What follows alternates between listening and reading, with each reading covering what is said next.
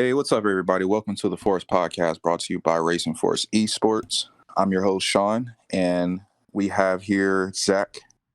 Hola, everybody. How are you today, my friend? I am good. How are you, man? Good, man. It's getting ready to be hump day, Wednesdays tomorrow. So we're halfway through the week. I think everybody can rejoice when you hear that news, huh?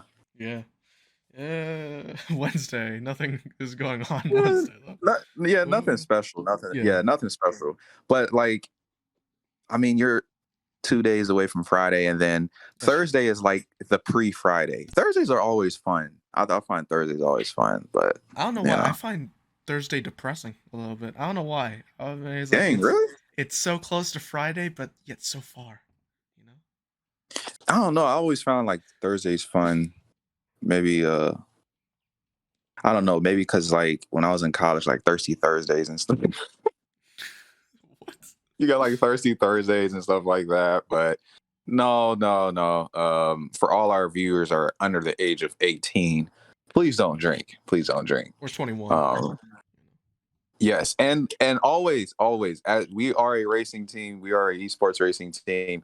We do not promote any drinking while driving, so please drive responsibly. Exactly. Responsibly. Yeah. Yeah. All right.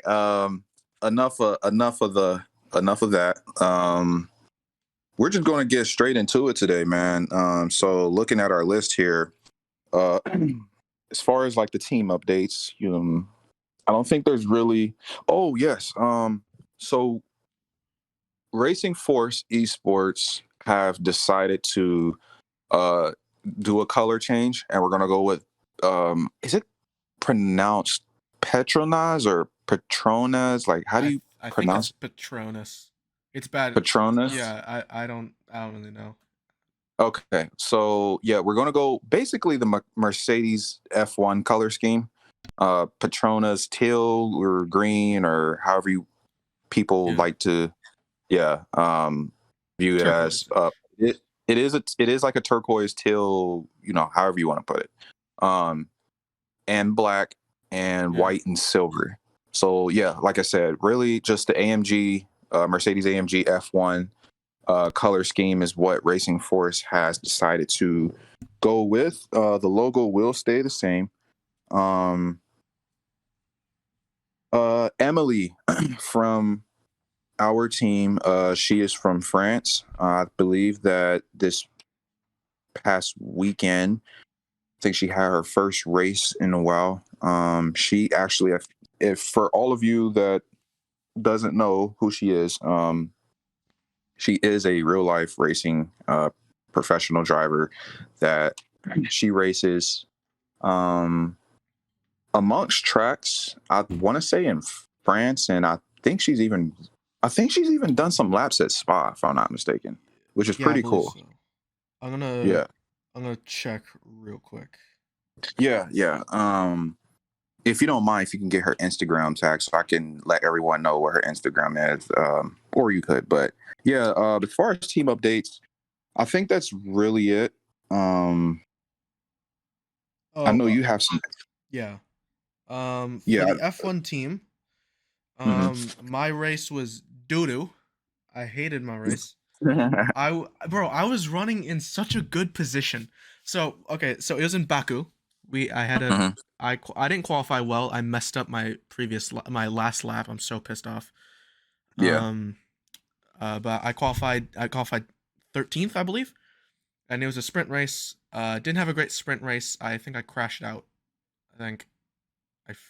I don't fully remember, but I really didn't have a good sprint race. But then main race, it was carnage, and I was running in a really good position. And then this dude, I'm not gonna say who it is, in fear that he's gonna find me and kill me. But he hit me. So I was basically defending from him because in one of the people in my academy, the quote unquote Red Bull Academy, in that series was first. So I let him by, and I was defending from this dude who was in the Mercedes Academy, defending against him. And then he hit me out of the. He basically, because I had really old tires at this point. Yeah. And so he hit me out of the way because I broke at the 50-meter board, and he still hit me. He still hit me, and he spun me, broke my wing. It's whatever. Later in the race, he's behind me again, and this dude is like hitting me from behind, which, geez, okay, that was really bad phrasing, but but this dude keeps hitting me, and over and over in this race, just like tapping me, hitting me out wide a little bit, and I'm like, God damn, like he can't stop, and until he again hits me out of the way and breaks my front wing again in the castle Wow. section. And Yeah. in the race, he hit me a total of 5 times in the race. So I'm pissed off about that. I Yeah. ended up finishing in 10th.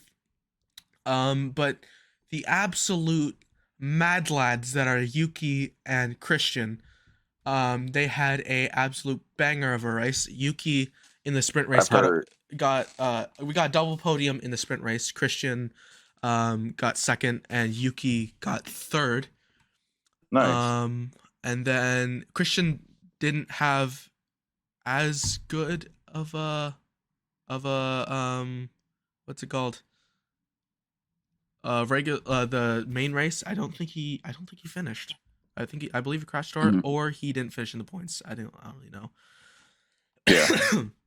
But Yuki got second place for us in the main race. So thank you to Yuki. Really good result from him. And now I believe he's in championship contention. So Nice. really happy about that. Really happy about that. So thank you, Yuki. But yeah, Yuki's I think everybody loves Yuki. You can never go wrong. He really improved. That's the he was. I'm not saying he was bad last season because he was pretty decent last season, kind of in the midfield. He got, I believe, a couple podiums, but now he's really stepped it up, and I'm really happy for him in tier 3. So good job, Yuki. Just I know Yuki's probably going to be licking his chops hearing us giving him some praise right now. But no, I definitely no, man. I really think like Yuki is probably, if I had to give a trophy, I would say like the most consistent. Well, I would say instead of consistent, the right term would be the trophy for like there's trophies for like most improvement. I wish there was a trophy for always improving. Yeah. And that's literally Yuki. Like in the beginning of when he very first started league racing in F1 with you guys, like he was kind of like in the backfield, like he wasn't really but I mean, again, because I was like, his first time into it, but over time, he has pretty much showed his dominance in the sport with you guys, and I feel like he's definitely a force to be reckoned with, and I think he's made a name for himself amongst that league. People are starting to realize and recognize like his performance, so got to give it up to him, man. Shout out to Yuki. Exactly. And I think this is the I think this is the perfect time to use our new soundboard on Discord. So I think I'm gonna give him a little round of applause. Round of applause for Yuki. Good job, man. Yeah, let's go. And then really quick, so update on Emily. Her Instagram is Emily_Villa_.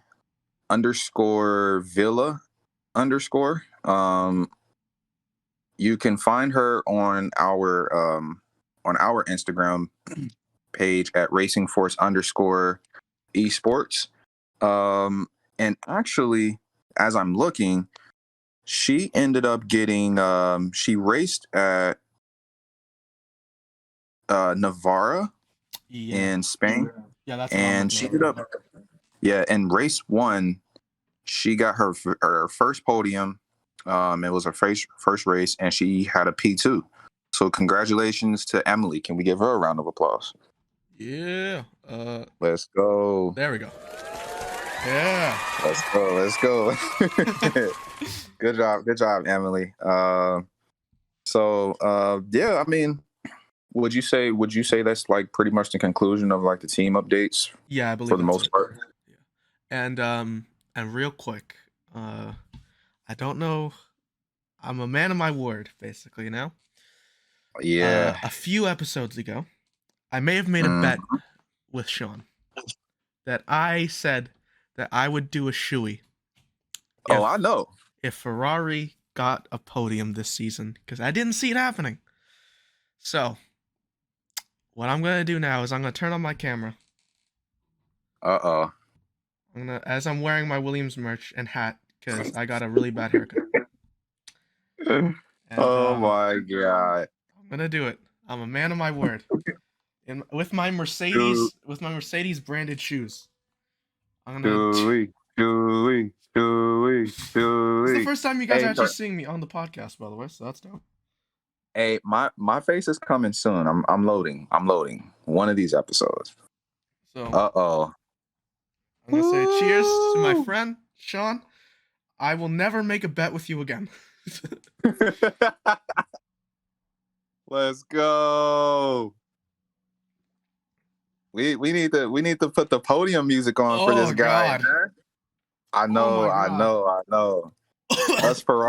Us Ferrari fans we are definitely God. happy to see this face right now. You can't count us out forever, man. You can't count us out forever. Oh, there's like yarn. That was bad. All right, we'll go You back. know, who do you think has the most iconic Shoey of all time? Gotta be Ricardo, right? Or maybe Lando. Lando. It's either Lando, Danny, or Lewis. Mm. Because the disgust from Lewis and Lando doing it was hilarious. Yeah. You know, because like, bro, they're racing for, how long is a race usually? About like 2 hours or Yeah, so, about two and a 2 hours. half. And like, bro, their feet is like sweaty as hell, bro. Yeah. And so to do a shoey, you know, I know it's a win or it's a podium, but it's like, dang, like that's kind of tough, bro. Yeah. That's kind of tough, bro. But all right, man, let's talk about it. Let's talk about the race. What's your take? It was boring, man. I'll be honest. It Yeah. was boring. And uh I think that actually feeds into another topic. I'm gonna snowball two topics into one, Yeah, which let's do it. is F1 is boring. It's 3 races where I'm like, I don't care, you know? Like Yeah. Yeah. after the opening 3 laps, it was over. Once the Red Bull Yeah. got DRS, it was done. There's nothing to watch really. And I right now I would genuinely rather watch IndyCar. I know. Actually, I was gonna make a. It's funny that you say that about IndyCar. I was actually going to make I was gonna so I was gonna make a take on. I think this might sound crazy, right? This might sound crazy. Mm. I think IndyCar is more entertaining to watch than F1, and I'll say that because if this makes sense, I would watch a F1 race over IndyCar. Yeah. But the entertainment in IndyCar, I believe. Well, I you know what? I take that back. Actually, Let me. I 100% actually agree with that. Really? Yeah. Okay. Because I was gonna say, like, I don't know, bro. Like, I feel like there's so much more. The field is so much more closer in IndyCar than like F1 because of the regulation and rules. So, I mean, this is like, it's crazy. I mean, like, I think it was Lando Norris where he said it's basically back to what 2019 was, 2020, 2021, where Yeah. they can't overtake. Like it is mind blowing to me that Matt Gallagher from P1 made this exact point. It's Mhm. astonishing to me that on 50 lap old tires, no one could get past Esteban Ocon. Nobody. And it's not like a Yeah. situation where like with Alex Albon in Australia, where that Williams was an absolute rocket ship in the straights, so that's Mhm. why it survived. The Alpine Right. really isn't that good on the straights, and it was no one could pass. And it's defeating the whole purpose of those regulations. God damn, those regulations that we had last year. It's Yeah. it's it's very boring. I'd rather watch IndyCar or Formula E because it's like Yeah. you said, it's much closer racing. Yeah. It's more skillful racing. I feel. Yeah, However, this is not a shot to most F1 drivers. And I'm going to get to, because people are, I know some people are like, oh, why not all F1 drivers when he says that? I'm going to get to that.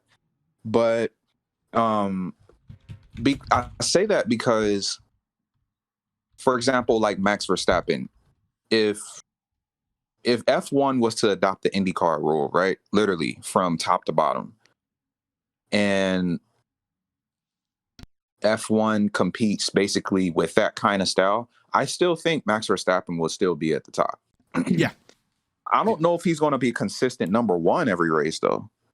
He will be. I still believe that he will still rack up wins anyway, though, yeah, regardless, because I think Max Verstappen is a very skillful driver. You can tell who's a skillful driver in F1. If you watch racing long enough, you can tell who's skillful and who's not, right? And the car is either driving the driver, or the driver is actually driving the car. Does that make sense? yeah, You would say? yeah, And Max Verstappen is definitely the driver that drives the car. yeah, So, and a lot of, I think that a lot of the guys in the field, bro, wouldn't be able to survive with IndyCar regulations if F1 was to adopt that kind of rule where everybody has to run. Everybody has a choice to either run one or two manufacturers' engines, and um, practically everybody has the same stock setup, yeah, literally. And so that and also aerodynamics too. So like, and that's literally what F1 is about, is the aerodynamics. You know what I'm saying? Like, you got side pods and stuff like that. And the body style, the curvature of a lot of these cars, how they wind tunnel is a big thing. Wind tunnels are a big thing in F1, so that kind of contributes to a lot of the performance of how these cars race. But I believe I definitely agree with you, dude. I feel like F1 is just like, I don't know, man. Like yeah. It's like it's not a track. It's like a couple years ago. I feel like maybe it was very attractive, and like I think you know what? I take that back. I just don't like how, when it comes to F1, it can either go good or bad. Like it can either be you're dominating or you're not. yeah, Like like Mercedes had their run, Red Bull has had their run, Ferrari has had their run, McLaren has had their run at one point, like Williams. So, yeah, Williams had their run.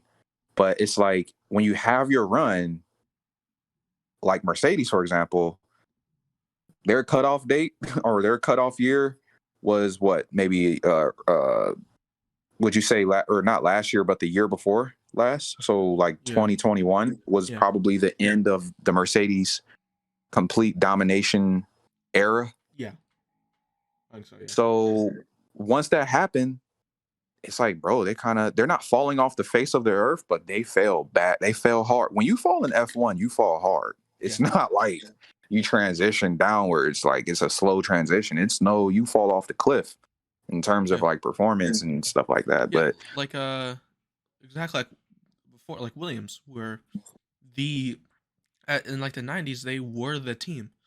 You know, uh, Jacques Villeneuve winning titles, and then what's it called? One of my favorite drivers of all time, Damon Hill, winning championships.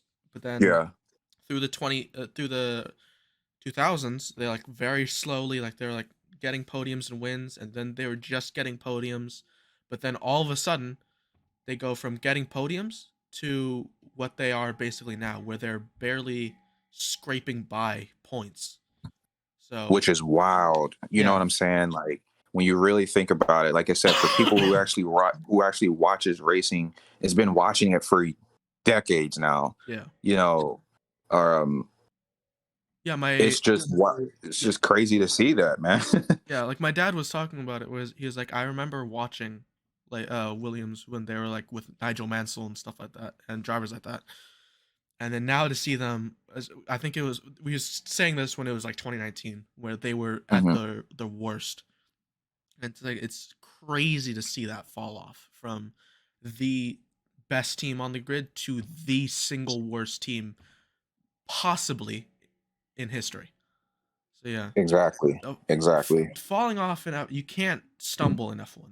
You can't at all. You have to be consistent, and if you stumble, people are gonna basically walk right over you and Yeah. leave you in the dust. Yeah, you're right. F1 is a very, very cruel sport, bro. Very, coming from the basketball world, like, I played basketball my entire life and, even got, got up to playing the college basketball. But um, people know me, or if you know me, you know that I come from a basketball background. My uncle used to coach in the NBA. I've been around the NBA. I've seen it all. And I thought, no, basketball is a pretty, it's a tough sport, and the business part of it is very, it's very tough. But no, F1 is cutthroat. Like that is cutthroat cruelty. Yeah, Like it's very, like, you wouldn't understand what I'm saying if you don't watch like rate if you don't watch like Formula One. mm. Like you wouldn't understand. You just have to see it for yourself and actually get yourself into it, because people who do watch it understands everything that I'm saying right now in terms of how cruel this sport could be. But you know you win, you lose, and like I said, if you're at the top, you're at the top, baby. But if you're, man, I'm telling you, bro, like if you're at, it's not a sport where you fall, or where it's like it's a slow transition. It's you fall straight on your face, Yeah. and you just have to build yourself back up. But um, speaking of, while we're still in the in the topic of Formula One, what do you think about this Nick DeVries stuff, man? Like, you think he's in trouble, or? I think he is in trouble. Okay, so I have two things about this. One, I think that people are being too harsh on DeFries because this is his fifth race in Formula One. People, Mhm. chill out. It's his fifth race, and people are calling him one of the worst drivers right now. Just chill out, breathe. The dude is a double world champion. He's a multiple time endurance car winner. Just breathe Mhm. and let the dude do what he does best. Real quick. Yeah. But I do think he's in trouble because, Oh yeah, for like sure. you say, it's a cruel sport, especially when you're in Red Bull. Absolutely. Especially when you're in Red Bull. Absolutely. Because Agreed. they will kick you to the curb. We saw what they did with Albon. We saw what they did with Pierre Gasly. We're seeing kind of what they might do to Checo Perez, let's be honest. hmm So if they do what they do with Perez, oh my, like if they kick him to the, bro. I to be honest, right now, even though the dude's 6 points behind Verstappen, performing the best he's ever performed, and I Yeah, genuinely think Verstappen might have a little problem with Perez. we'll get to that. We'll Yeah, get to that. I don't see. I won't. I wouldn't be surprised if they cut Perez and DeFries right now. I would not be surprised if they cut Perez for someone like Ricardo. And I wouldn't be surprised if they cut DeFries right now, even though he's a rookie, even though this is his 5th race. If he doesn't improve by, I would say, Spa, if he isn't on track with Tsunoda, like, so, yeah, I don't see how he stays on, especially with someone like Iwasa in F2 performing like he is doing now. I think he's in like 3rd place in the championship. Zane Maloney is starting to really come into form. So is Enzo Fittipaldi. Liam Lawson is doing really well in Super Formula. They have and Daniel Ricciardo even. They have all these dudes on the sidelines. So I don't see. Yeah, I don't see them like keeping him. To be even Liam Lawson from Super Formula. Yeah, and I think he just won, didn't he? Yeah, he did. That's what, like, bro. He did. No, I think he came in. I think he was P2, if I'm not mistaken, in the last race from Super Formula. I know he got on the podium. I forgot exactly. Yeah, but like, bro, like Red Bull has like a lot of guys ready, and that's kind of scary considering that you were chosen. I mean, I like to make. I'm very upset about this, and what I'm about to say is that I'm still on the topic of all these people that are waiting for Red Bull. I still don't know how the heck Colton Herta should have, I know that this is an old topic and people are probably like, well, why are we going back to this? But I mean, I personally think Colton Herta is better than DeVries, personally. And you can bring up the accolades that DeVries has had in motorsport racing, period. But I'm talking about in open wheel, like, competition. And I know that he's did his thing in Formula E, but would you really think that Formula E, do you really think that it's more competitive than IndyCar? I don't. Yeah, I would say IndyCar's more competitive. Yeah, but actually no, I can't say Formula 2 because it's one of the worst. I mean, it's well, there. Yeah, well, Formula E is, it's. I get it. Yeah, it's a different. They're different. Like, they have their own. They have their different ways. I get that, but I don't know if I would choose. I don't know if I would choose a Formula E guy over someone like from like IndyCar, like Colton Herta, because Colton Herta is practically like the Max Verstappen of IndyCar. Or you could make a really good.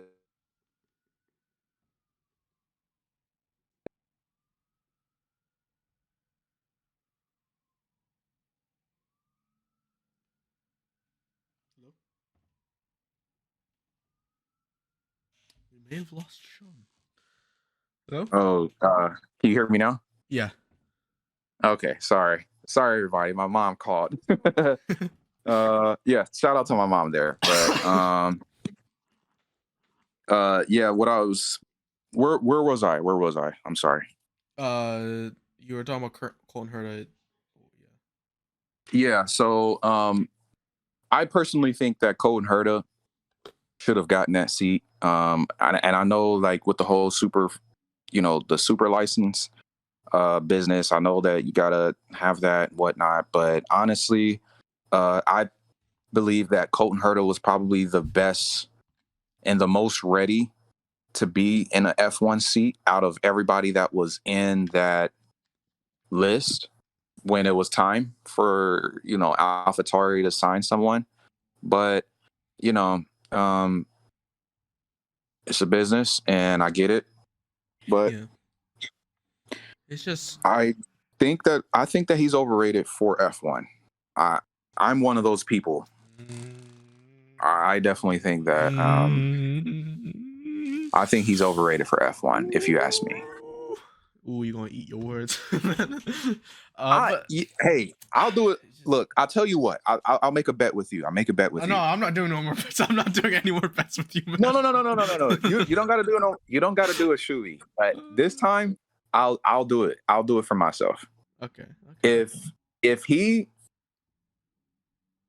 I want to see, because I want to make this realistic for Nick. Because I don't want to say if he ends up like by the end of the season he's like top 10, then I'll do a Shoey. But that's not realistic, honestly. It's not realistic. So I'm willing to bet that Logan Sargent finishes ahead of him by the end of the season in points. Really? Yeah. Ooh. And you'll do a Shoey. And I'll do a Shoey. All right, we got that on the podcast. If everybody, wait, everybody commented. Wait, hold on. Wait. Because I didn't word that right. I mean, if Nick DeVries, I'll take that back. If Nick DeVries finish higher above Logan Sargent, if he finishes the points above Logan Sargent, then I'll do a Shoey. But I don't think that he will, though. You know what? I'll actually join you. I'll go on the other side. I'll do another Shoey if he does. Oh, so you agree with me then? No. If he does, I'll do a Shoey. If he doesn't, you'll do a Shoey. So it's yeah. So one of us has to do it. Another Shoey. Oh my god. Oh god. And yeah. Okay, Christ, that's a bet. That's a bet, dude. Yeah, man. Yeah. Okay. Jesus. Why? Oh god, I did it again. Oh no. There's gonna be a lot more bets, man. Yeah. A lot more bets coming. May not be with the Shoey, but we'll do some creative. We'll get creative with it. Do you want to stay on motorsport, or do you want to move on real quick? Last thing about motorsport, really F1. The Max and George fiasco. Yeah, but I just want to say, I don't know if Sean agrees with me. If he doesn't, he is fully taken away from my take. I'm gonna go on a little tiny rant if you're okay with that. Let's do it. Give the people Max Verstappen shut the hell up, and his stupid ass fanboys, can you shut the hell up? I know this is coming from a place probably of jealousy for me a little bit, but bro, shut up. Seriously.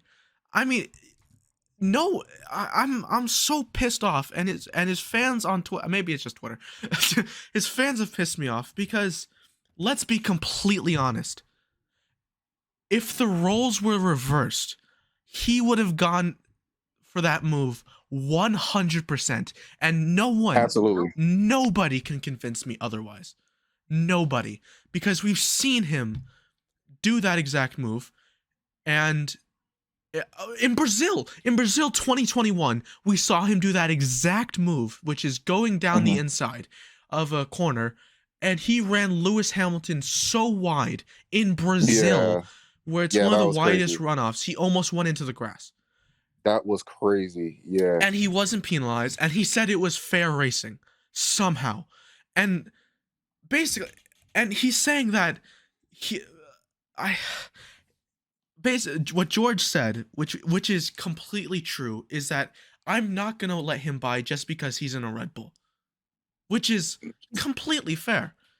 Right. He doesn't have to let him buy because he's in a fast car, but that's what Max Verstappen now expects for some reason, and people are saying it's still George's fault when he went for a move that was completely open, and it's fighting for a podium position. I know it's a sprint race. I know it's not as worthwhile basically as a regular race, but it's a podium place still. Let's be honest. It's still competition. Yeah. It's still, these guys are still competing. Like, it doesn't matter whether you like the sprint race or not. These guys, they're looking at this as if this is the regular, like, this is the main race. So like you said, like, they're still going to fight for, fight to death, even in a sprint race.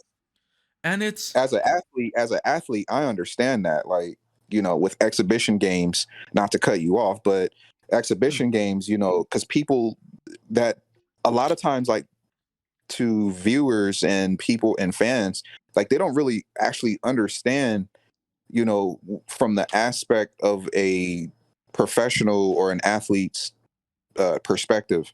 So, like you said, which is a very great take, and um, I gotta say, you're my brother for that, bro, because you definitely understand.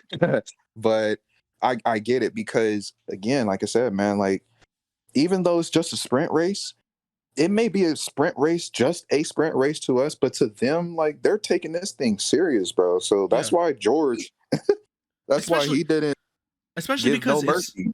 it's a Mercedes team who, let's be honest, they're kind of struggling. Yeah, And they're in a fairly tight battle with Aston Martin. So every point counts. absolutely. So and again, he's not going to let you buy just because you're in a Red Bull. He's not going to not go for a move just because you're in a Red Bull.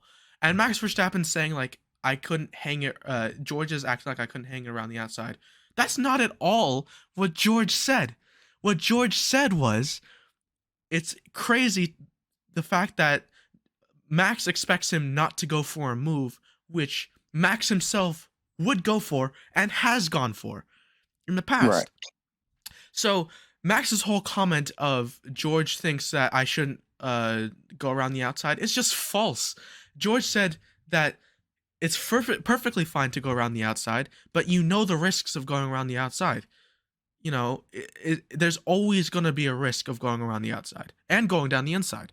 So the fact Exactly. that Max is acting like no one should go down the inside of him because he's in a faster car, so there's not really any point of fighting him is just stupid, and Yeah. it shows a level of immaturity in him that I I just can't believe from a double world champion who's one of the I'm stumbling words, who's, to be honest, this might be a little bit controversial. Actually, not really, but he's, to be honest, raw talent. He's the most talented driver on the grid right now, Max. Yeah. Purely talent, he is the most talented driver on the grid. You have to be more mature than that, and you have to be more aware of a situation where, again, it's a racing incident that, yeah, George should have possibly given you more room. Yeah, there was a element of risk in him going down the inside, but it's not completely on George. It's not Yeah. completely on George, and it's not completely on Max either. But George saying, I think there's a level of maturity that George is showing with saying like, I'm not gonna just let him by, you know. But Yes. it's Well, frustrating to see. I It's really I like frustrating. to say that I don't think it's much so a maturity thing from George. I think it's just George is being competitive, which he should Yeah, be, exactly. which he's entitled. George, not just George, every driver in the grid is entitled to be competitive. I don't give a damn. One thing I don't understand about F1 is how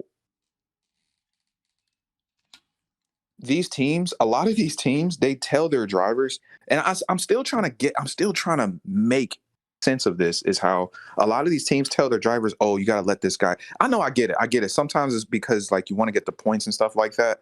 But in a situation, where it's like, I get where they're coming from when it comes to that. But a lot of times it's like, to the driver, because I like to look at it from a driver's perspective, because, you know, um, if the coach, put yourself in a situation where, let's say I'm driver one and you're driver two, and let's say, or as a matter of fact, Sergio Perez and Max Verstappen, right now, like, as we speak right now, Red Bull would give orders.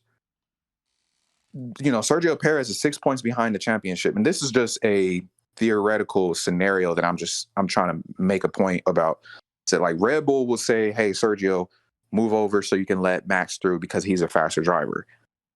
That does not make sense to me, because how do you know what I'm saying? Like, how are you supposed to Where's the competitive nature in when it comes to that? That's why I say every driver is entitled to their own competitive thought and how they, how they want to take the sport. Yeah. George is definitely in the right. He's entitled. I saw the video. I saw, I saw the race, but I looked back to see on the highlights to like do a double take to actually see if he did anything wrong. And no, it was a racing move. Yeah. And 100% racing move. I really want to quickly say this is not just because it's Max Verstappen. I want to make that very, very, very clear. This is not because it's just Max Verstappen. If it was the other way around and George was saying all this stuff, I would 100% defend Max Verstappen. I just want to say that. Sure. Yeah. If it was anyone else, I would defend Max Verstappen. But it's just I just think that and Red Bull like fed into it as well, where it's like he made a pass on I think on George or something like that. Yeah. Or was it Leclerc? I forgot. And then they're like, "Oh, you got a good job not passing without contact." It's like, man, shut up. It's racing. Come on, man. God. I'm not a person of like negative.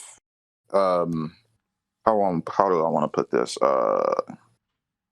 Of like beef in sports, right? I don't really like when I'm not a person that instigates and say, oh, well, this person, you shouldn't like that person. You shouldn't like this person. But you know what? Who I will give 100% total credit to for his competitive nature, Fernando Alonso. Mm-hmm. Yeah. He has that cutthroat. When I say competitive nature in terms of basketball, I'm thinking like Michael Jordan, Kobe Bryant. These dudes are freaking cutthroat when it came to the sport, bro. Like they are so like locked in to to their craft and to their work and to winning that they don't give a damn who's in their way. Yeah. And they don't give a damn. And if you are in their way, they're gonna move you out their way. Like like their competitive nature, but I think one thing that I think drivers are starting to realize, George, for example, even like with George Russell, they're starting to realize like, okay, you know what? Yeah, Max Verstappen might be winning right now. Even Sergio Perez. They're thinking, oh, you know what? Yeah, he might be winning now, but what about me though? Like, I know all the spotlight, all the shine is on him. Even when Lewis Hamilton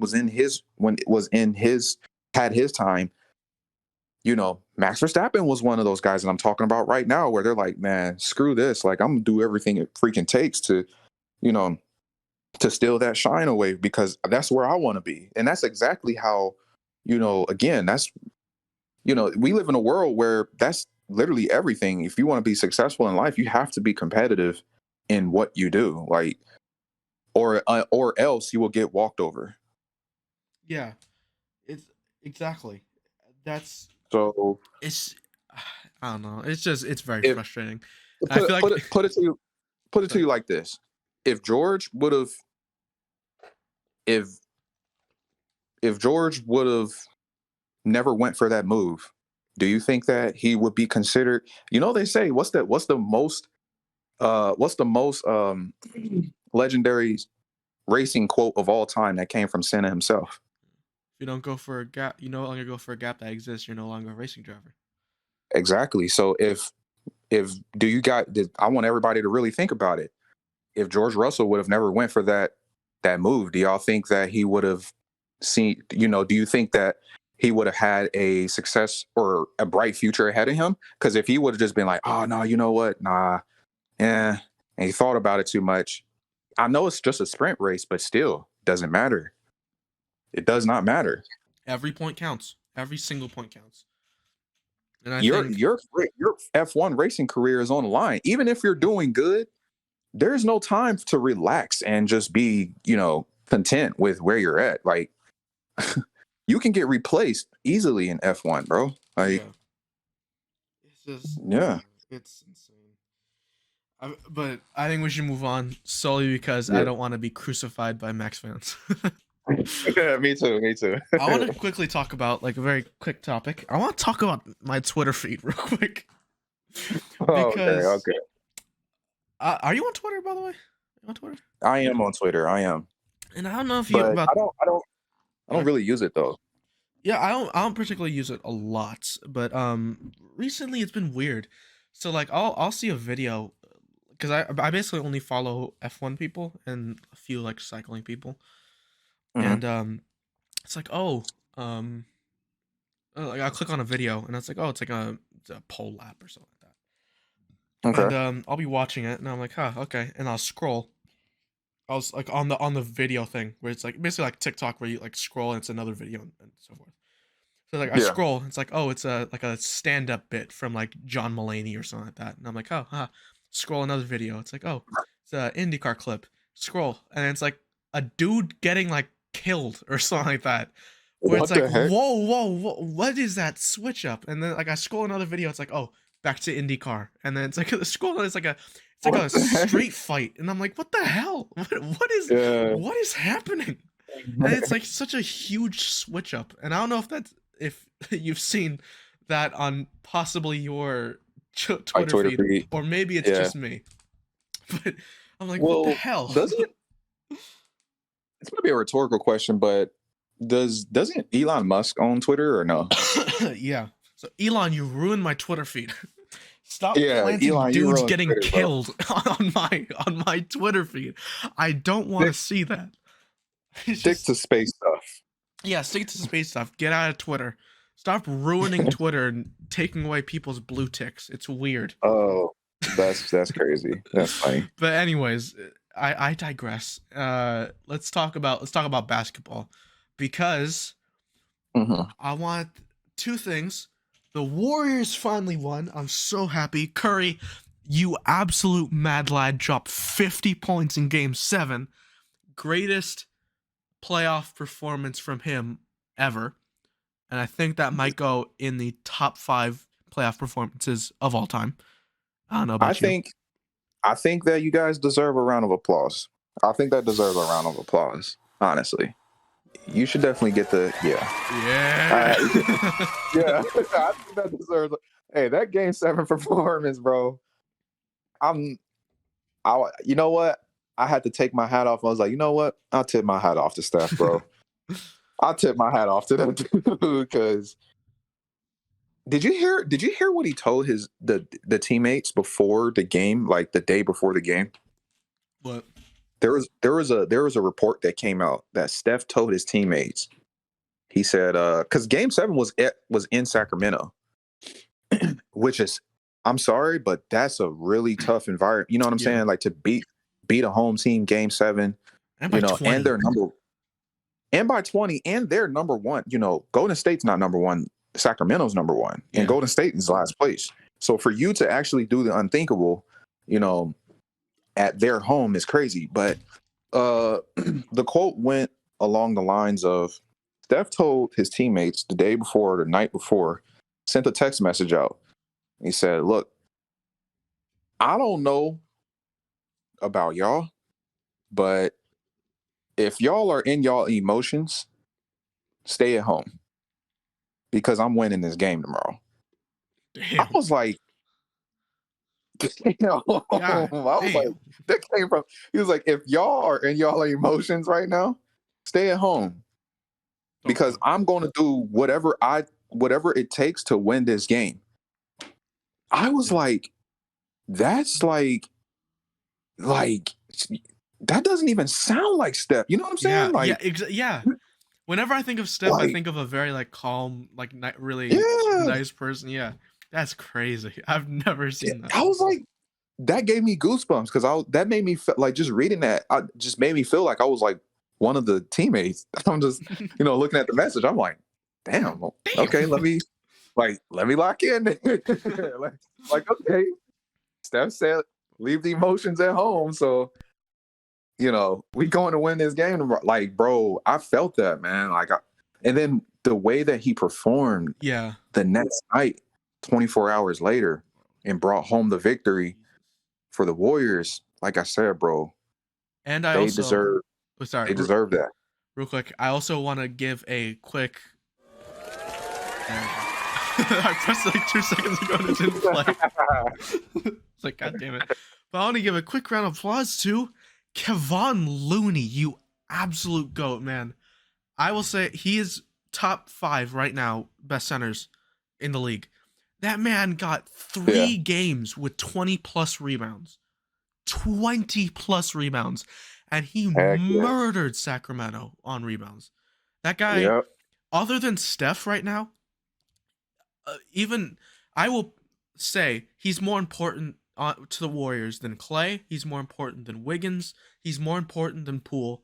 He's more important than any of those guys. Other than Steph, he's the most important guy on our team. Like, that guy, without him, we would not have won that series.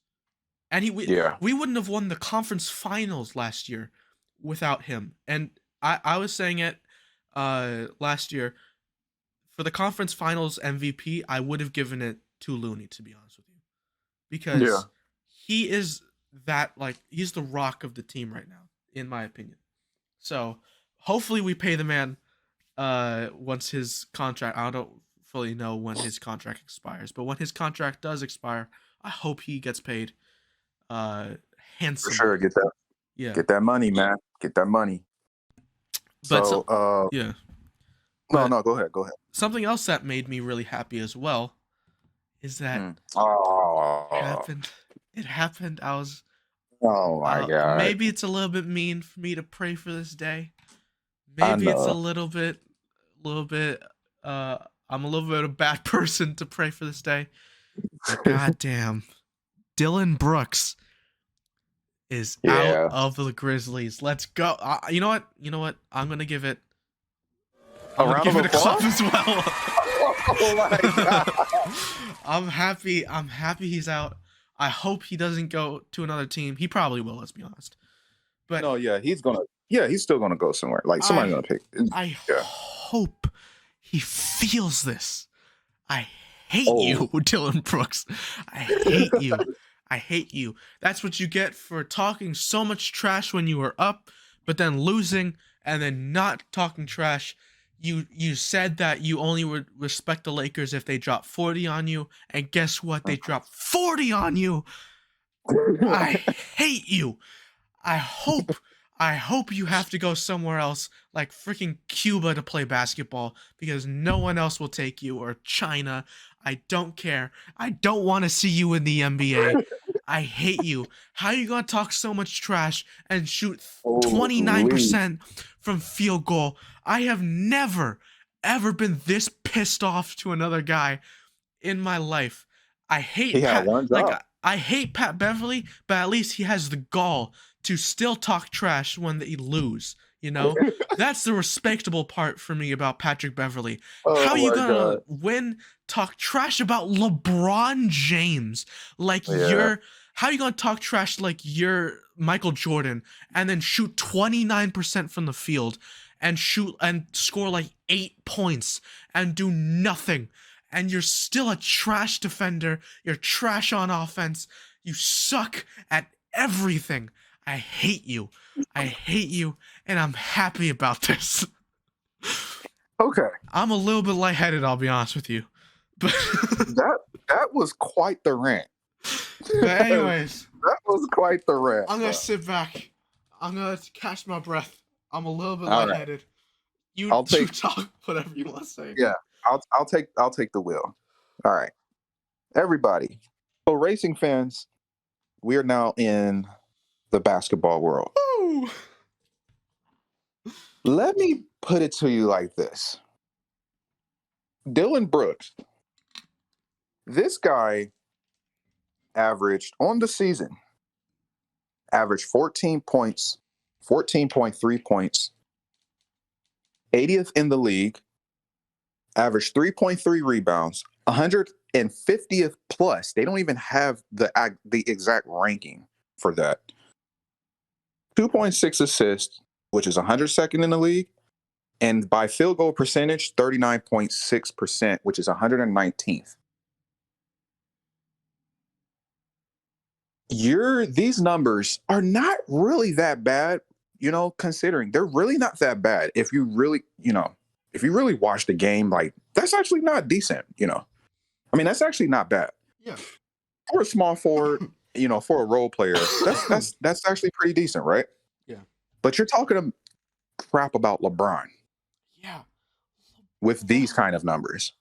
Oh my god. That doesn't really make sense. You know what I'm saying? Yeah, like you're a dumbass. That's like saying here, I'm gonna do it like this. That's like saying Logan Sargent says, I don't respect Max Verstappen until he can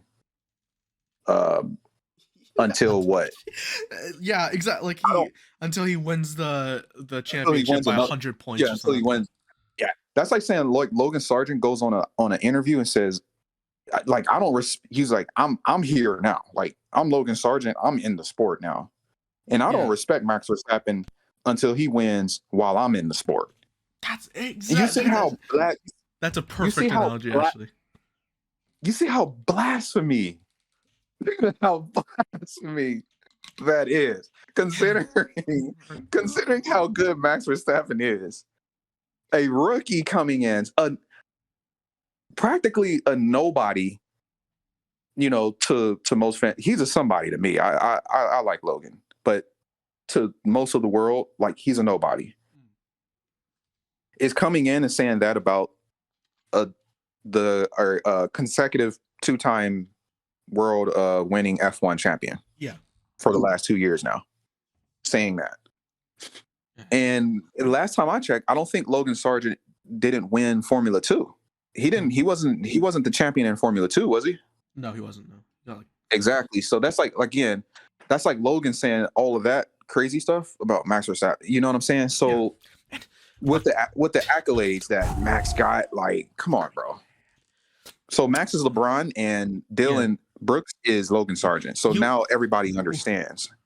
Dillon, you did nothing in the league.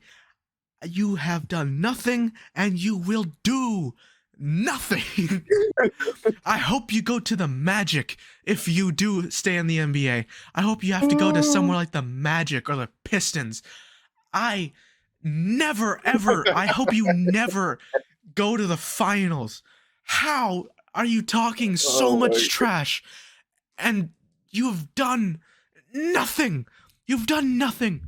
How are you talking so much? You didn't do anything in college either. You can't even say you did anything in college because you didn't. I cannot believe I actually saw a comment. This is about to make you cringe.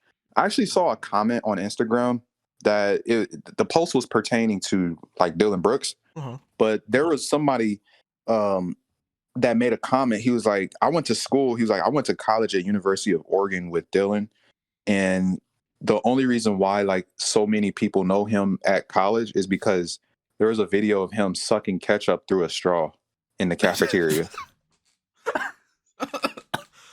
No way, man. Are you serious? Are you serious? I'm dead serious, bro. I literally just how there was a pause right there after I said that. I literally looked into the air like, no way. I'm like, no way. No way. I go to the guy's page. I really wish I could have screenshot this because I could have showed this to everybody on the podcast. I look at his page, the person that commented this. Sure enough, this guy is actually was a student at University of Oregon at the same time that he was. In fact, he graduated and he had, like, showed his graduation pictures and everything. And I was like, no freaking way, bro. So the possibility and chances of that being real is definitely high. Oh my God. Coming from somebody that actually was there while Dillon was there. But yeah, Dillon, like Zach said, you have done jack nothing and you will continue to do nothing because you are great at doing nothing. Yeah, so exactly. Embrace that. Embrace that. You're in the NBA. Doo-doo. Embrace your nothingness. Exactly. Embrace being a mid player. Embrace being a role player. You're not a superstar. You're not an all-star. Not even an all-star, man. Come You're on not. now. You're not really a great starter. You're just a really good role player, and you do great at doing nothing. Just don't open your mouth. See, if there was, imagine this, and then we'll go to the next topic. Mhm. If Dillon Brooks is a player of nothing, he's a player of nothing. Okay, you know what? I'm gonna stop the slander, the Dillon Brooks slander. I'm sorry. No. Because Dillon Brooks does. Because Dillon, no. To Dillon's, to his. Don't say. I'm going to say. Don't you dare say to his credit. Oh Yeah, my to his god. yeah. To his credit, I'm he does leaving the average podcast. 14 points. He does average 14 points a game. That's not bad. That's true. That's true. But that doesn't mean nothing in the NBA. Like 14 points is nothing. Like Paulo Banchero scores more than that right now. He's a rookie. Yeah, bro, you average 14 points a game. Just embrace that. You're not going to the Boston Celtics, right? Like, if you were to get traded to the Boston Celtics, would you start? No. If you was to get traded to the Lakers right now, would you start? No. But if you get traded to, like, maybe the Detroit Pistons, would you start? Maybe. And that's me being generous when I say that, because the Detroit Pistons actually, they damn near might get that Wembanyama dude from France. And so, like, incredible. Yeah, I mean, embrace being a bench player, and you know what I'm saying? Don't talk crap. That's not your game. That's not your game. You don't drop 40 points a game and 30 points a game. Yeah. You know. You dropped what? He dropped 8 the last game or something like that? Yeah, he had like 8 points or 7 points or something like that. Bro, embrace being a nobody, right? You know what I'm saying? Like, embrace just being a role player. You're a nobody to the league, but you're a role player to your team. Embrace that. Embrace that. Yeah, exactly. But accept it. Moving on. Laker tickets. Yeah, bro. Dude, I don't use this very often. I was flabbergasted. I was flabbergasted by that price. 32,000 to see the Lakers lose. That's insane. Is that regular season or is that playoffs? It's game 3. Jesus. Go to the crypto.com center. When you can pay like a couple $100 to sit in the nosebleeds and then just take someone else's seat. Let's be honest. There's probably gonna be empty seats. You can just walk down and take someone else's seat. Bro, I still heard the nosebleeds at I'm gonna call it Staples Center. Yeah, but I don't like I don't like crypto.com. Crypto.com arena doesn't sound right. Yeah, it doesn't sound right. It will always Staples be Center. Staples Center. Yeah. That's always Kobe's home. Rest in peace. But no, I've heard that the nosebleed ticket prices are still pretty expensive at Staples Center. Yeah, that's what I heard. That's crazy, bro. And it's crazy because they're gonna lose too. So wow. It's crazy. They're just gonna lose, so it's whatever. You can do it. Are you saying that to your Warriors? Yeah, man. The Lakers are gonna lose. They're just gonna lose. I don't know about that, man. Curry's gonna drop 98. He's gonna be the greatest player of all time, and we're gonna win. I don't know about that, man. No, but I think the Warriors. In 4? Oh my! No, I'm joking. Warriors in 6. In 6. I was about to say, I will bet you my BMW, bro. Like, I will drive this thing. Ooh. Warriors. You all heard that. You all heard that. Everyone heard that. Everyone heard that. Hell no. He said he would give you his BMW. So we're gonna arrange that. All right. Let's relax, guys. I ain't doing that, man. No, but I think that I got the Lakers winning that, bro. Really? Yeah, I got the Lakers winning that series.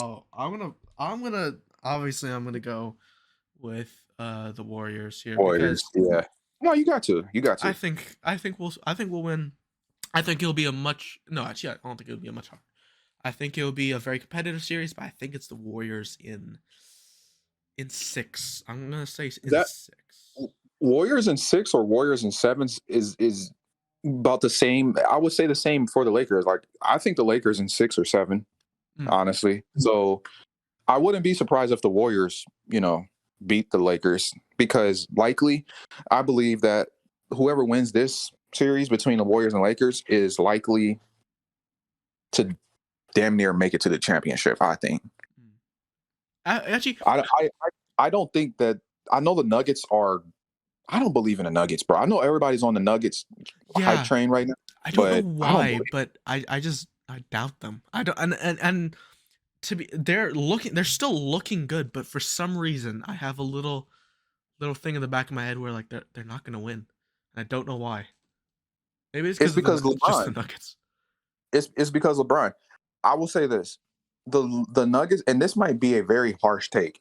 The Nuggets would be like the Toronto Raptors was when LeBron was in the East, because like the Raptors was really good, and people were saying like the Raptors, because the Raptors was getting like number 1 seeds like back to back, Yeah. like 3 years in a row or something like that. Toronto, and when they played LeBron, they always lost to LeBron. Yeah. So like I think that Denver is like the Toronto Raptors of the West. Like they're really good until they see LeBron. Yeah, But actually can get behind that, yeah. we'll see though. We'll see. But the And thing that then sorry. What was I? honestly, and this will be the last thing I'll say. Then I'll let you go. Even the Warriors, I don't think that they will beat the Warriors in seven games in a 7-game series. Yeah. I So think if yeah, they can hold Jokic, then I think we can win. But that's easier said than done, especially with Jokic. yeah, true. But Very the optimistic. thing that really kind of concerns me about the Lakers is actually I'm gonna backtrack on my words. I think this is gonna be a more competitive series. This is gonna be a harder series for the Warriors because we're not dealing with a young Sacramento team who's inexperienced, who as much as I do respect them, let's be honest, it's kind of just De'Aaron Fox on that team. They're Yeah, not really. Sabonis is kind of meh.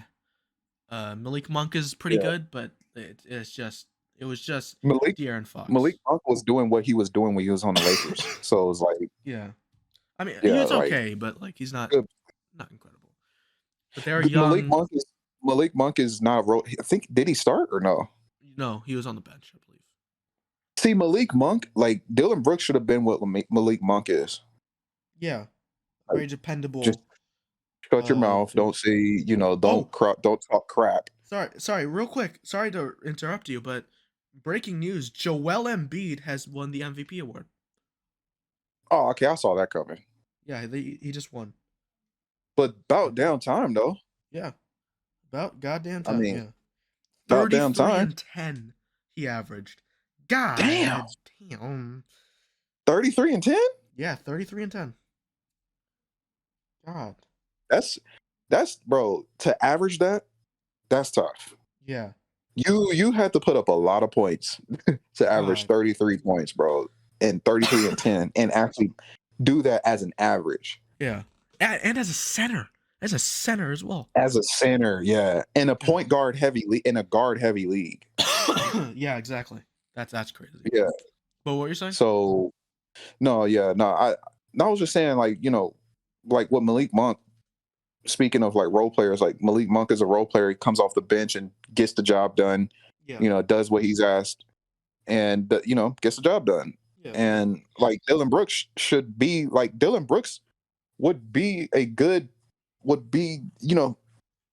that's what he should be. But I mean, I don't want to contradict myself, because I know earlier I said, well, like everybody has to have a competitive spirit and nature. But the thing is that at the same time, you need to still be humble at the same time, and kind of recognize the situation you are in. Yeah. So like, don't do no blasphemies. Don't do nothing blasphemous when something is on the line, like a tournament game, and your team could literally lose in a game or two, all because of your public antic. Yeah. You know what I'm saying? And then and on top of that, you got embarrassed because the guy that you were talking crap about ended up killing you, literally. Yeah. So and put your team out of contention. So like it's over with now. Now you guys are chilling in Cancun or Bahamas or the Dominican Republic or whatever, somewhere in the West Indies. The Memphis Grizzlies is over there. So hoping hard, probably. Somewhere in the West Indies is where the Memphis Grizzlies is at right now. But I think, to me, I think again it's going to be a harder thing because now they're going to go up against a team with not just LeBron, not just AD, but with D'Angelo Russell playing. Yeah. He dropped what 31 or something like that. Yeah, crazy at that. Austin Reeves for somehow some way playing like a god, basically. The white chocolate, man. White chocolate. But yeah, bro, it's gonna be a harder series for us. We can't.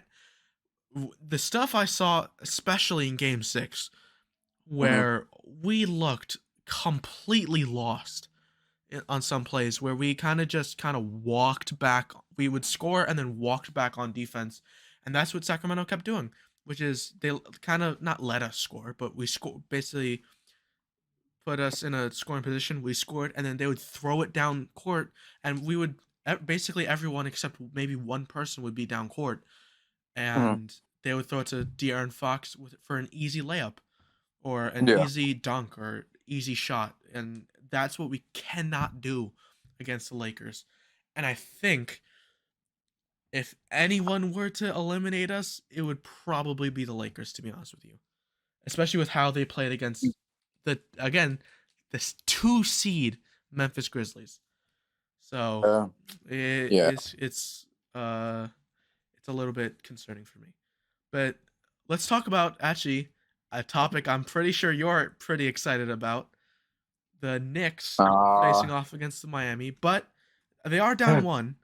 But now Julius Randle and Jalen Brunson are cleared.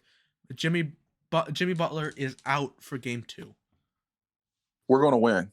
Yeah, we're gonna win Game 2. Yeah. Game 1, we should have won. I would have rather win Game 1 and give up Game 2, because now the Heat has home court advantage. Because if there was a Game 7 that's forced, it would have to come back home. Yes, it would have to come back home to New York. But if the Heat wins Game 2, so let's theoretically, let's say Heat wins Game 2, right? Yeah. Then let's say we take Game 3 and Game 4 in Miami. Well, Game 5 would be in New York, and then we would have to. Game 5 would be very important if it came down to that. So if it's tied, if the series is tied 2-2 by Game 5, New York needs to win. Miami really doesn't. I guess both teams really don't have much to lose, because like we both didn't. I don't think nobody really expected Miami and New York to be this far. Yeah. Make it this far. So we really don't have nothing to lose, which is what makes the series more fun, because like it's an underdog kind of series. Like both teams are underdogs, but we will be in trouble. And I think I saw the interview that Stephen A. Smith said about us, even though he's like a huge Knicks fan himself. He said that we were in trouble, and I'm like, nah, I don't think so. Yeah, we dropped Game 1 at the Garden, but we're going to recover. Julius Randle is back. We're getting Game 2. We're going to go to Miami. So this is how I think the series is going to go. I'm going to make my prediction. Okay, so we already lost Game 1. We're going to win Game 2. We're going to win Game 3. I think so we're going to win Game 2, Game 3. We're going to be up 2-1 by Game 5. I think we'll lose that. I think it's going to go to 7, bro. Is Game 5 in Miami? Yes, Game 5 is in Game 5 is in New York. Oh, yeah. I think it's gonna go 6 or 7 games. Yeah. Miami's not going to lay down. Miami is literally a mirror image of what New York is. Like, both teams are tough teams. Yeah. Miami can shoot the heck out of the ball. Yeah. We can't really shoot it that well, but we can get to that basket. If we need to get a bucket, we'll get to the basket. Not easily, but we'll muscle our way to the basket. But and then you got the monster of Jimmy Butler, but now that he is injured, I don't know how this is going to go for Miami, man, but New York is very strong. Now we got Julius Randle back. It's looking pretty rough, I think. So I think we're going to take it. I think it's going to go to 6 or 7. I think New York is going to win in 6, personally. And we're going to advance to the Eastern Conference Finals, and we'll talk there. We'll cross that bridge when we get there. Yeah. I think because it's a sprained ankle for Jimmy Butler. Mm-hmm. Yeah. So how long does those usually take to heal? Honestly, I've had plenty of sprained ankles in basketball, and I would tell you I've had pretty much all grade sprained ankles, and I think there's only 3 grades of a sprained ankle: grade 1, 2, and 3. And does it say what grade it is? Do you know? No, it just says sprained ankle. Okay, so theoretically speaking, let's just say it's a grade 1. He'll probably be out for maybe a week. Or less than that. So we're looking at maybe 5 days. Like 5 days. Like if it's a like a slight sprained ankle, like it's not like really that bad. Like he just rolled it. If he stays off of his feet for about a day or 2, he'll be back and ready to go by so let's see, this is game 2. So tonight is game 2. Yeah. Let's see, what's today? Tuesday. He'll be back by the weekend. He'll be ready to go by this Friday or Saturday this week. If it's a slight sprain. If it's a grade 3, which is the absolute worst, where your ankle swells up as big as a baseball, he's probably done. Like, he might be done for this series, and maybe even for next series too. So damn near for the rest of the playoffs, I would say. Or if Miami just, by the grace of God, was to make it to the NBA Finals without Jimmy Butler would make it back. If it's a grade 3 sprain, he'll make it back by the finals. Yeah, I'm sorry, I'm just trying to find out. Yeah, nothing's saying any what number it is, what grade it is. I mean, but yeah, I think he'll probably be out for 2 games, probably. Yeah, 2 games probably, likely. Knicks have to win those 2 games if he is out. Yeah, we have to. Because you cannot let Jimmy get back on the floor and with momentum. I'm scared. I'm actually scared of I'm actually scared, bro. Like, Jimmy Butler is. I don't wish injury on nobody, but I was like, bro, this is a relief, a sigh of relief when I saw that happen, because I was like, bro, we were in serious trouble. If we're going against him and he's playing like this, and he's coming off of a 50-point game after beating Giannis in Milwaukee, and all of that in Milwaukee, mind you, yeah, right. We have a serious problem in New York, but yeah, man. It's just that it is, especially.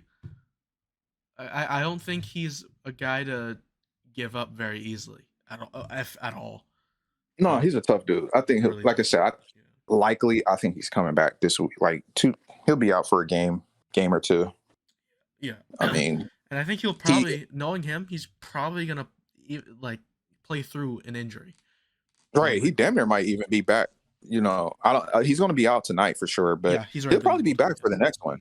Yeah, he'll just take. He took yesterday off and take the day off, and then take tomorrow. They're flying back to Florida, Miami tomorrow or tonight, whenever and then game 3 will be Thursday in Miami. So I think he'll be ready for that. Well, he may not be ready, but he's going to play through it. Yeah. Probably. As we kind of start to wrap, but something we haven't done in a little bit. Kind of going back to motorsport, actually, real quick. Oh yeah, I already know. Quick Fire 5. Sir. We haven't done that in a very long time.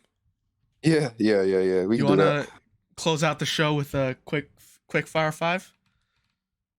Who won it last time? Did you win it last time? I think that you won. I think that you won. Let me check real quick. What's our thing again? The Force? I don't remember. That's pretty much like for people that don't know what the Quick Fire 5 is we just make a prediction. And how much time do we have? Is it usually 30 seconds, 15 seconds? No, 15 seconds, I believe. 15 seconds to make a pick of to make our prediction of the top 5, who's going to finish top 5 for the next F1 race, correct? Yeah. Yep.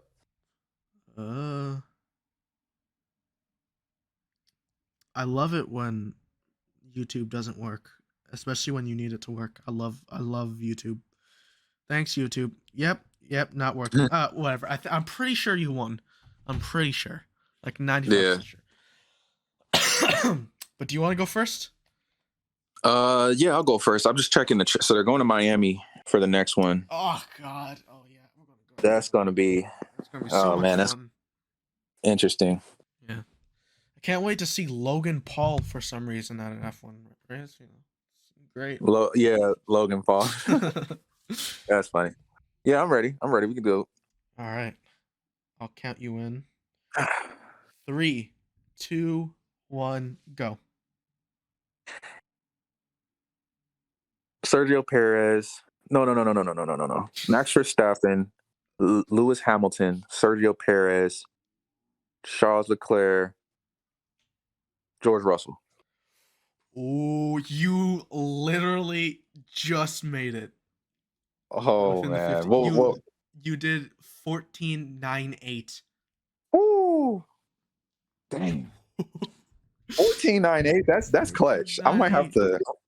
That's clutch. All right. Tell me when you're ready. All right, let me get the timer out. All right. And 3, 2, 1, go. I'm gonna go Sergio Perez, Verstappen, Alonso, Lewis, Alex Albon. Oh, you didn't make it. No, god damn it. You didn't make it. I was trying. How did I forget his name? I literally have a hat of him right next to me, and I forgot his name. God damn it. You finished at 15:30. Oh, 15.30. 0.3 of a second. But it was very quick though. So it wasn't like it was just a very like you literally finished at that point. But I missed out by 0.3 of a second. Now I know how a Haas driver feels. Now, that's tough. All right, man. Is that all? Is that all we got for today? Yeah, I think that's all we got. I think that, so before we let you guys go, I know that we do one show a week, so maybe we could kind of discuss it here. And I was thinking, so I want to ask my dear friend Zach here, how would you feel about giving everyone maybe a special episode, like a 30-minute episode of I don't know, just whatever, maybe like on, what do you think, Friday? Yeah, sure. 2 episodes in 1 week, man. That's like Christmas. Yeah, that's like Christmas, bro. Yeah. All right. So, we I know that we are still, we're trying to make our way to the top in the podcast world, but we want to do something, change it up a little bit. So this week we'll drop a 30 to 45 minute, episode for you guys on Friday. So that's it for us today. We hope you guys enjoy. As you always know, please give us a follow at Instagram on our esports team, Racing Force _ esports. You can follow me, Sean, on Instagram at Sean_Woodson5. And then Zach, if you want to give them your Instagram info. Yeah, you can follow me at Instagram, YouTube, Twitter, all that stuff, at Upshift. The T is a 1. Hopefully I can stay that way before FI get to me. Yeah. But yeah. That's all my stuff. Oh, goddamn. Sorry, everyone, for the coughing, by the way. Nah, it's all good. Turn it down after my cough. All good. All good, man. And then last but not least, this show is brought to you by Racing Force Esports and Under Blue Radio. If you have the app, you can always download. They're on Google Play and they're on the Apple App Store. Under Blue Radio, it's an Argentinian radio station. And they have been one of our sponsors for a long time now. Also, real quick, Zach, do you want to tell them about the surprise interview that's coming for your page, or you want to wait? Oh yeah, I will. I'll give you guys a little teaser. For people who don't know, I also run my own YouTube channel. Started a new series called Behind the Wheel. And we have had a few guests on. I've only posted one of the episodes right now. But the next episode is an actual racing driver. He is a Formula 3 driver right now. Joseph Loke. And and he was actually a wonderful guest. And I really appreciate him coming on. But we might have a little possibly, again, this is a very big possibility, an IndyCar driver on the show. We could have him. I'm not going to reveal who. I'm not going to say who. Sean knows who, but it's a very big possibility that we might get an IndyCar driver on the show. So stay tuned for that. Fingers crossed, man. Fingers crossed. For sure. But yeah, thank you, everyone, so much for watching. Again, find all our stuff linked in the description. If you're watching on YouTube, thank you for that. You can also see us on Spotify. If you're listening on Spotify, you can always check us out on YouTube as well. So yeah. Yes, sir. Yes, sir. And yes, ma'am. We have to cover all bases. Yeah. Yeah. All right. Thank you, everyone. We'll see you guys Friday. Yeah. Bye-bye. Bye.